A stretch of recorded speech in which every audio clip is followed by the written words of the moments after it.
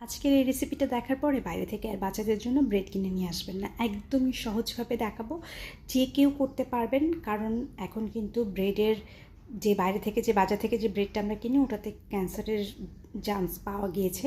তো আমরা জেনে বুঝে কেন নিজেরা খাবো এবং বাচ্চাদেরকে সেটা খাওয়াবো। আর ব্রেড কিন্তু বাচ্চারা ভীষণ পছন্দ করে, অনেক কাজে ব্রেড লাগে, সকালে ব্রেকফাস্ট, টিফিন সব কিছুর জন্য। দেখতেই পাচ্ছেন কতটা পারফেক্ট করেছি। ডোটা পারফেক্ট হলেই আপনার ব্রেডটা পারফেক্ট হবে। এটা করা খুবই সহজ, যে কেউ করতে পারবে। চলেন তবে দেখাই।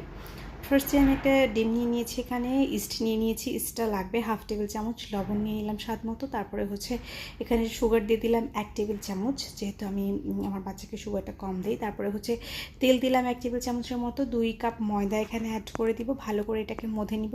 ফার্স্টে একটু হুইস্কির সাহায্যে এটাকে মিশিয়ে নিচ্ছি, পরে দেখলাম যে হাত দিয়ে মধে নিলেই ভালো হয়। তারপরে আমি হাত দিয়ে খুব ভালো করে মধে নিয়েছি।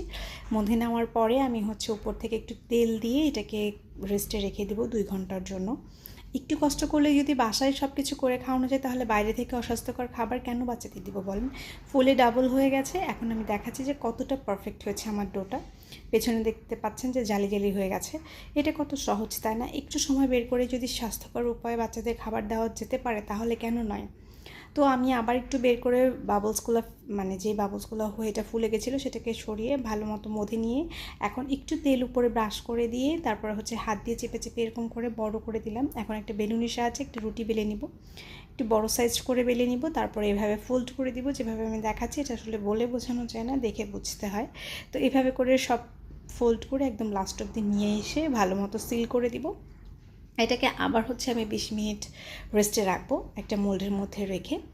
এটা বানানো খুব একটা ঝামেলা না, একটু টাইমের ব্যাপার। তো একদিন একটু টাইম করে এটা বানিয়ে রেখে 3 দিন যাবত আপনি খাওয়াতে পারবেন। এখানে কোনো ধরনের প্রিজারভেটিভ নেই, প্রিজারভেটিভ ছাড়া এত সহজেই যদি বাসায় আপনি বানিয়ে নিতে পারেন, তাহলে কেন বাইরে থেকে। আমি 20 মিনিটের জন্য এটাকে একটা কাপড় দিয়ে ঢেকে রেখেছিলাম, যেটা কিনা হচ্ছে ভেজা ছিল। এখন উপর থেকে তুলে ডিম ব্রাশ করে দিচ্ছি, মানে কুসুমটা, যাতে কালারটা সুন্দর আসে। তারপর উপর থেকে সাদা তেল দিয়ে দিলাম। এখন ওভেনে 50 ডিগ্রি সেলসিয়াসে 20 মিনিটের জন্য এটাকে আমি বেক করে নিয়েছি। আমার মানে ব্রেডটা একদম পারফেক্টলি বেকড হয়ে গেছে। এখন উপর থেকে আমি শাইনি একটা ভাব আনার জন্য ঘি বা বাটার এটা ব্রাশ করে দিতে পারেন। এখন আমি মোল্ড আউট করে দেখাবো যে কতটা পারফেক্ট হয়েছে এবং মোল্ড থেকে এমনিতেই বের হয়ে আসছে এবং কতটা সফট হয়েছে। এটা 3 দিন বাইরে রেখে বাচ্চাদেরকে খাওয়াতে পারবেন, বিকালের নাস্তা অথবা টিফিনে। কারণ বাচ্চারা কিন্তু ব্রেড খেতে ভীষণ পছন্দ করে। তো বাইরের অস্বাস্থ্যকর ব্রেড না কিনে এখন থেকে বাসায় বানিয়ে এভাবে খাওয়াতে পারেন। এটা সেভ করে রাখতে পারেন যাতে দেখে বানাতে পারেন। তো এই ছিল আজকের রেসিপি। ভালো লাগলে লাইক, কমেন্ট, শেয়ার। ধন্যবাদ রেসিপিটি দেখার জন্য।